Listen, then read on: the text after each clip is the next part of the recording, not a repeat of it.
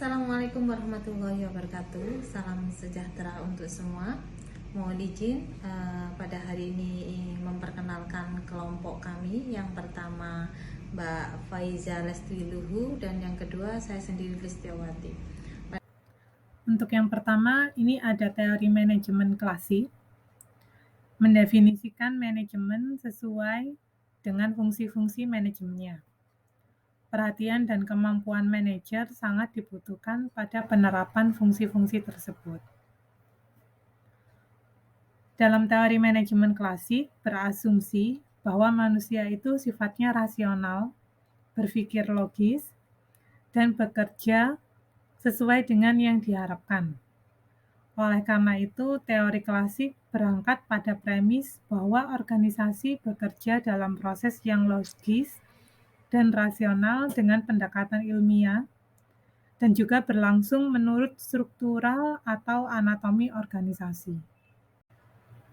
Kemudian dari teori manajemen klasik, di sini juga ada scientific management theory, yang merupakan manajemen yang menggunakan ilmu atau science dan scientific method atau metode dari ilmiah.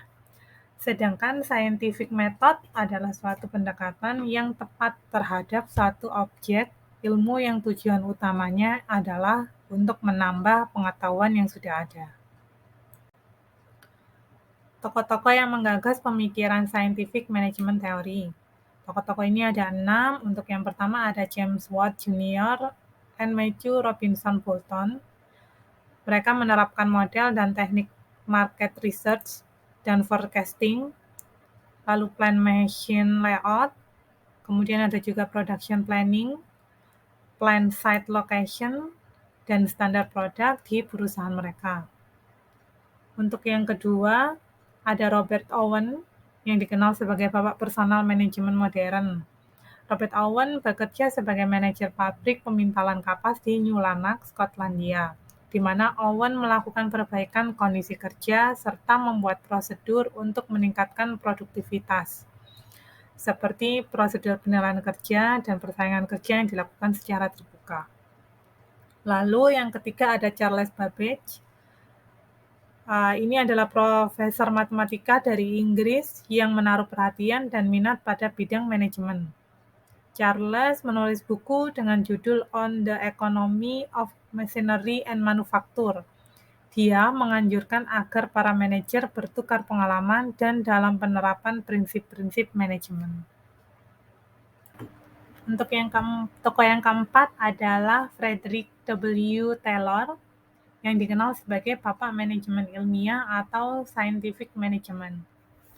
Taylor dikenal dengan manajemen ilmiahnya dalam upaya meningkatkan produktivitas. Gerakannya yang terkenal adalah gerakan efisiensi kerja. Tokoh yang kelima, Henry L. Gunn, yang merupakan asisten dari Taylor. Dia berdiri sendiri sebagai seorang konsultan, di mana titik perhatiannya pada unsur manusia dalam menaikkan produktivitas kerjanya. Henry Gunn kemudian mengembangkan sebuah chart atau grafik untuk lebih mendukung sistem yang dia buat. Sampai saat ini, grafik tersebut dikenal sebagai chart Gunn. Tokoh yang keenam adalah Frank Gilbert dan Lillian Gilbert. Studi mereka banyak menggabungkan aspek teknis yang telah dikembangkan oleh Taylor dengan perspektif sosiologi dan perspektif psikologi, yang menggabungkan antara aspek teknis dan aspek perilaku manusia, yang kemudian menghasilkan kegiatan operasi secara sosial mampu menstimulus para pekerjanya untuk berkontribusi secara produktif. Selanjutnya ini ada Human Relation Movement,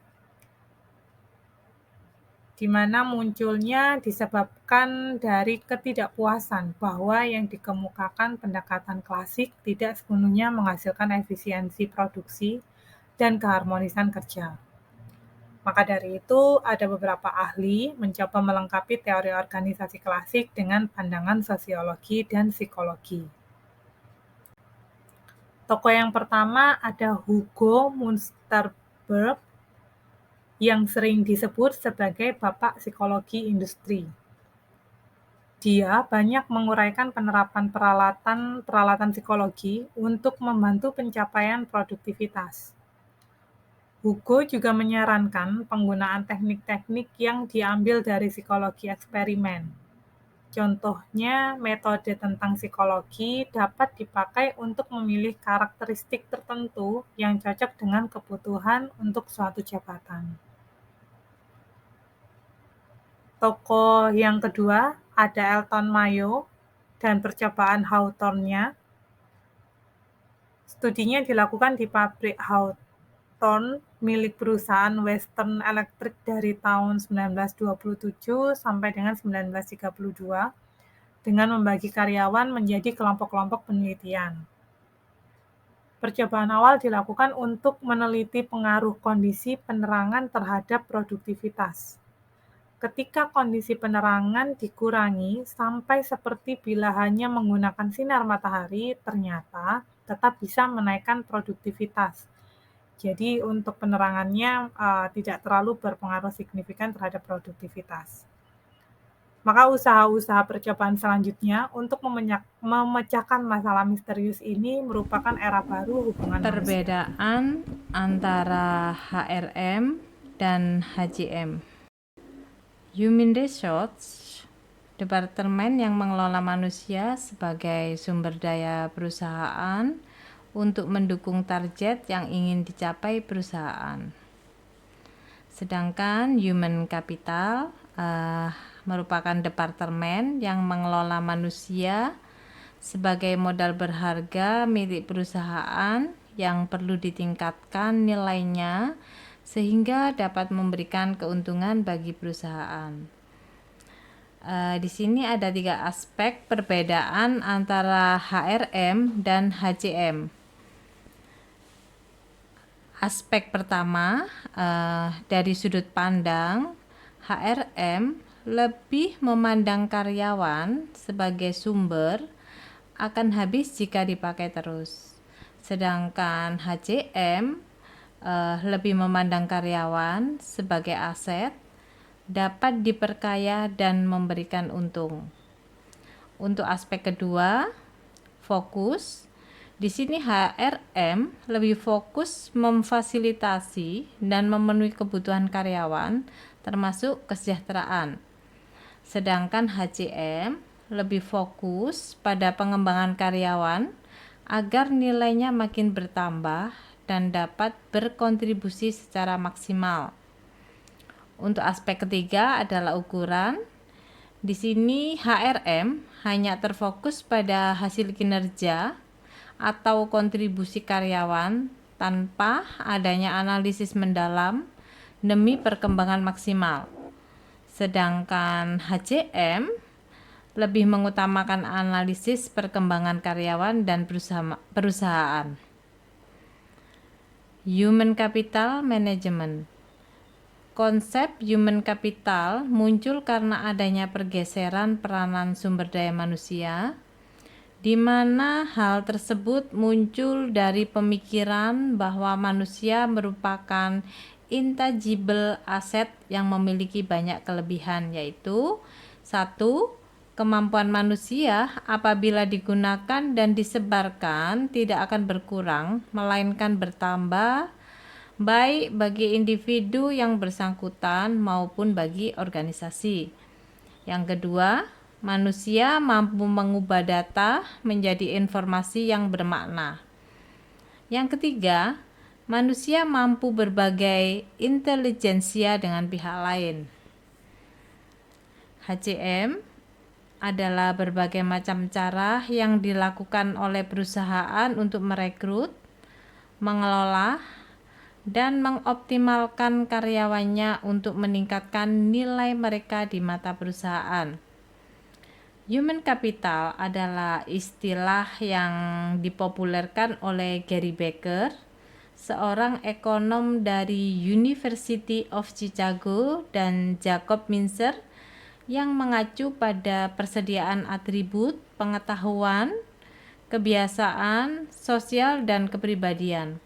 Termasuk di sini adalah kreativitas yang terkandung dalam kemampuan melakukan kerja sehingga menghasilkan nilai ekonomi.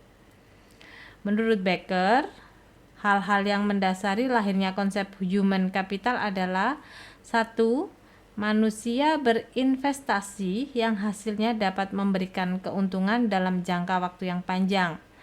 Yang kedua, pekerja memiliki satu set keahlian yang dapat diberikan atau disewakan kepada majikan.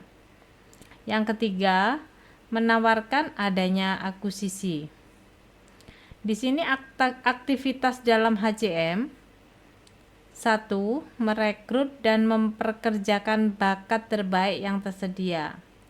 Yang kedua adalah mengembangkan dan memotivasi orang untuk mencapai potensi maksimal mereka. Yang ketiga adalah mempertahankan bakat dan investasi yang dilakukan di dalamnya. Yang keempat adalah meminimalkan resiko dan biaya di sisi manusia bisnis. Yang kelima adalah merancang sistem informasi manajemen talenta. Dan yang keenam, melaksanakan sistem kompensasi berbasis kinerja. Yang ketujuh, mengembangkan pengusaha pilihan merek. Yang kedelapan, merancang program pembinaan dan pendampingan. Dan yang kesembilan adalah menerapkan teknologi manajemen kinerja.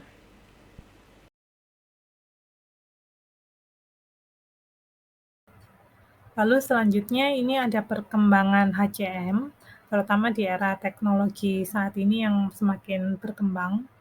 Dalam penerapannya sendiri, HCM bisa diterapkan juga dalam recruiting, pada onboarding. Jadi ketika selesai menyeleksi, karyawan masuk tidak langsung dilepas, tapi ada tahap onboarding dari sisi HR maupun dari sisi usernya. Kemudian penerapannya juga dalam talent management dan performance review. Lalu pada HR employee information, untuk information ini juga tidak sekedar data diri saja, namun menyimpan seluruh rekod selama masa kerja karyawan di dalam perusahaan tersebut. Bisa berupa penilaian kerjanya dari awal tahun sampai tahun akhir, sanksi-sanksi yang mungkin pernah didapatkan, dan lain sebagainya. Kemudian penerapannya juga bisa di ad hoc reporting dan portal creation, pada time and labor management, pada leave management, pada benefit dan online enrollment, dan yang terakhir bisa pada HR incidents dan OSHA. Kemudian yang terakhir ini adalah manfaat dari penerapan HCM dalam suatu organisasi atau perusahaan. Bisa jadi akhirnya sistem rekrutmen karyawan yang terjadi itu lebih baik lagi. Jadi karyawan-karyawan yang terseleksi juga sesuai dengan kompetensi yang memang diinginkan oleh perusahaan. Lalu kepuasan karyawan akhirnya juga bisa meningkat. Produktivitas kerja juga meningkat dari sisi karyawan maupun perusahaan, hingga akhirnya retensi karyawan ikut terjaga. Sekian presentasi dari kami ucapkan terima kasih atas kesempatan dan waktunya.